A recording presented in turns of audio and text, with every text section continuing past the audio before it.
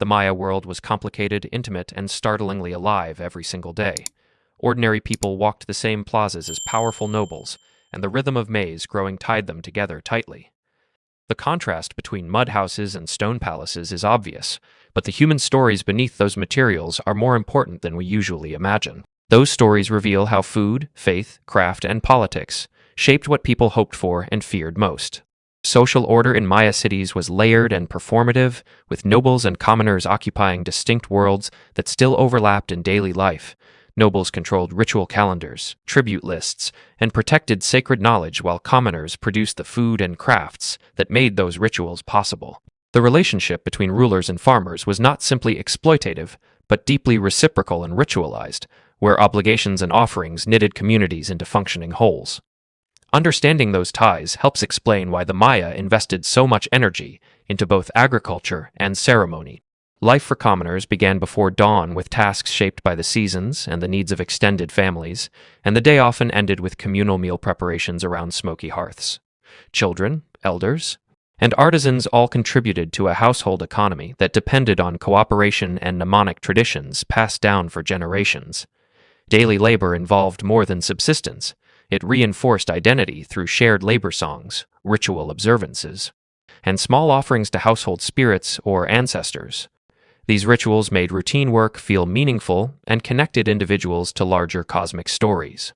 At the heart of Maya subsistence lay the milpa system, an ingenious form of Swidden agriculture based on rotating fields and polycrops that sustained dense populations.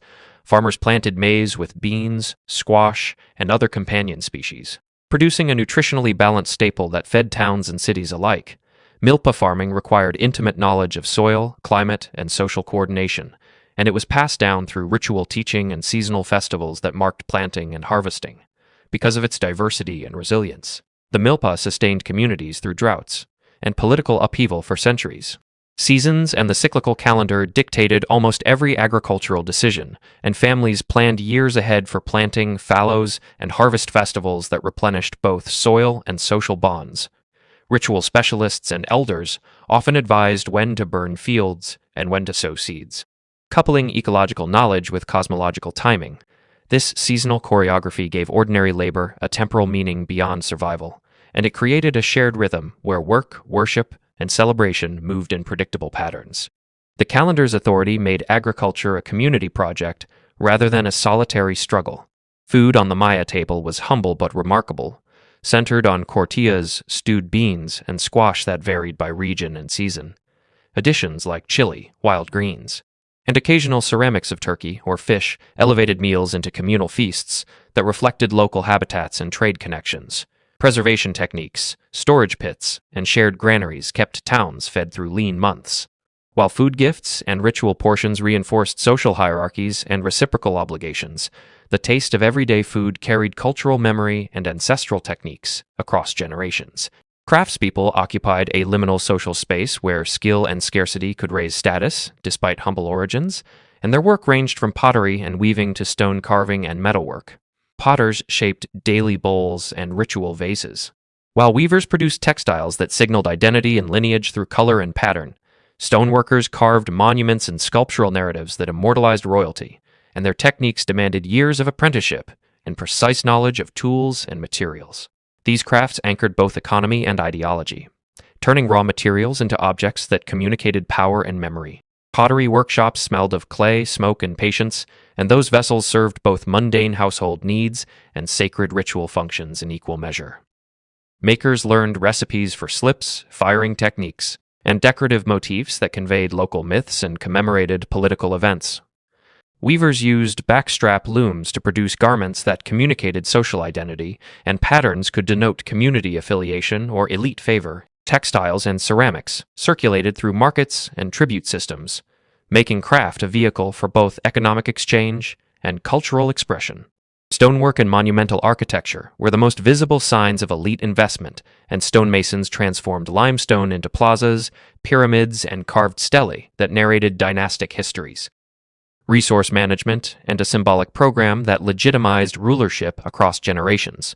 The production of public architecture involved commoners who provided labor, materials, and craftsmanship, linking the visible grandeur of palaces to the daily toil of ordinary citizens. In that sense, the stones themselves preserved labor histories and unspoken contracts between rulers and the ruled. Markets and exchange networks connected rural producers to urban consumers, and marketplaces were vibrant centers of social negotiation and gossip as much as commerce. Farmers exchanged surplus maize for pottery, salt, textiles, and occasionally prestige goods that traveled long distances through trade routes. Markets also functioned as information hubs where political messages were distributed and social bonds reinforced through reciprocity and debt. The seemingly mundane act of bartering maize changed the texture of social life and sustained both households and state apparatus. Nobles lived in palaces with carved stone benches, painted murals, and courtyards where rituals unfolded like theater for political legitimacy. Their days contained public ceremonies, administrative decisions, and performances of lineage that required both visible luxury and hidden managerial labor. Luxury items like jade, dyed feathers, and copper bells signaled noble status, but that material display rested on tribute systems and the labor of distant farmers and artisans. Through that economy of prestige, the elite shaped cultural values and created incentives that directed communal labor. Political power among the Maya involved both spoken authority and ritual performance, and nobles specialized in reading calendars, interpreting omens, and directing sacrifices that sustained cosmic order.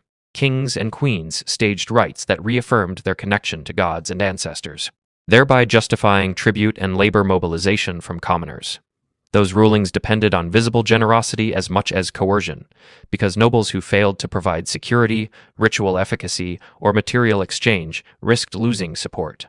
The stability of Maya polities thus depended on a mix of charisma, ritual competence, and administrative skill. Public ceremonies were spectacles that bound the city together through shared emotion and synchronized action, and they often combined music, dance, and sacrificial elements to dramatize cosmic themes. These events reaffirmed social hierarchies while offering avenues for commoners to participate through offerings and labor contributions.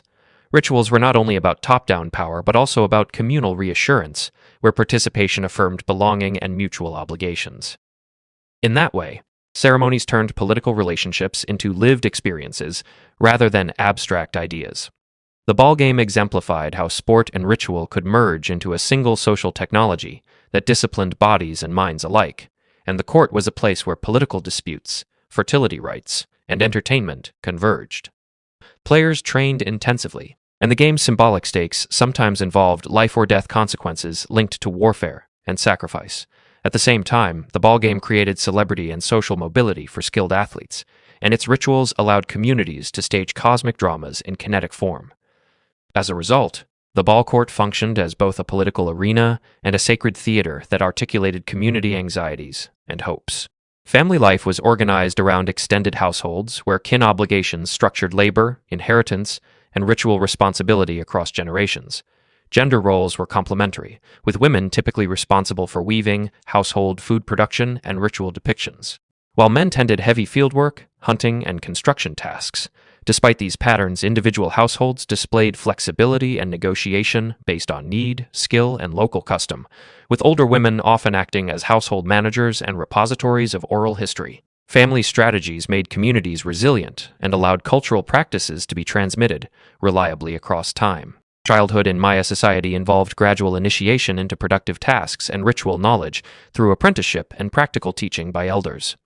Boys and girls learned domestic and agricultural skills early, and they absorbed mythic narratives and calendrical lore through stories told by elders during daily tasks. Education was hands-on and embedded in work, so learning to weave, carve, or manage fields happened alongside caring for younger siblings and preparing communal offerings. This form of education ensured cultural continuity and practical competence without formal schools in most places. Housing ranged from simple perishable structures for commoners to monumental stone residences for nobles, and architecture signaled social position while serving functional needs. Common homes used wattle and daub walls with thatched roofs and were optimized for smoke ventilation, communal sleeping, and food preparation. Noble residences incorporated administrative spaces, shrine rooms, and publicly displayable art that communicated lineage legitimacy and political reach. Even so, the essentials of daily life shelter, food preparation, child care, were universal human constants across all dwellings. Religion in daily practice was woven into the texture of the day through small offerings, household shrines, and calendrical observances that marked transitions in life and work. Priests and elders mediated major ceremonies, but most households maintained localized rituals for ancestors, crops, and domestic protection. These practices made the sacred feel proximate rather than remote, and they tied ordinary misfortune and success to cosmic networks of responsibility and reciprocity. The presence of ritual in everyday acts sustained moral frameworks that regulated behavior and reinforced social cohesion. Everyday religion also influenced health practices, where herbalists, midwives, and ritual specialists collaborated to heal bodies and restore social balance after illness or misfortune. Medicines and incantations worked together as pragmatic and symbolic technologies that addressed both physical symptoms and social sanctions. Because community reputation mattered, healing practices often involved public acknowledgement and ritual apology to repair social bonds, thus marrying medical interventions to ethical restoration. This blended approach maintained social order and reduced conflict through shared frameworks for misfortune. The legacy of daily Maya practices survives in living communities where milpa agriculture, textiles, and ritual calendars still shape how families organize their work and worship. Contemporary Maya people maintain languages, weaving motifs, and agricultural calendars that directly echo pre-Columbian rhythms and knowledge systems. These continuities show that the past is not a closed museum, but an active set of practices adapting to modern pressures like urbanization, tourism, and climate change. Recognizing this living inheritance helps to see the Maya not merely as historical artifacts, but as present cultural actors. Modern research into Maya daily life combines archaeology, ethnohistory, and ethnography to recreate routines, economies, and beliefs that once shaped entire regions. Fieldwork reveals storage pits, hearths, and tools that translate into concrete practices like cooking methods and craft production techniques. Interpreting those finds requires sensitivity to modern descendant communities, and an awareness that material remains cannot tell stories alone without oral histories and cultural knowledge. Together, these sources allow us to reconstruct ordinary rhythms that animated past societies in convincing ways. There is an important moral in observing how daily practices supported grand institutions and how ordinary people made empire possible through sweat, memory, and ritual labor. When we look at carved stelae or monumental pyramids, we should remember the hands that planted maize and fired pots that filled elite banquets. This perspective shifts admiration from only grand architecture to include the invisible labor that sustained it, and it invites a humbler understanding of how complex societies endure. Seeing past glamour to daily reality gives a fuller sense of human achievement and human cost. The philosophical twist is that the division between noble spectacle and common life is less an absolute separation than a choreography of mutual dependence and narrative construction. Everyday practices provided the material substrate for elite claims, and elite rituals provided the symbolic scripts that made common labor meaningful for many people. If we accept this interdependence, then studying Maya daily life becomes moral work that honors both the visible and the invisible contributors to history. That recognition also reframes modern debates about heritage, development, and cultural survival in ways that prioritize community knowledge and resilience. In the end, the Maya taught us that societies are made from recipes, rituals, and negotiated obligations that carry value across generations rather than just through monuments. Daily actions like sowing seeds, weaving cloth, and telling myths are the slow, invisible processes that create cultures resilient enough to survive centuries of change. If this video gave you a new perspective on how ordinary life shapes extraordinary history, consider subscribing to stay curious about the past and its living afterlives. If this gave you a new perspective, hit subscribe.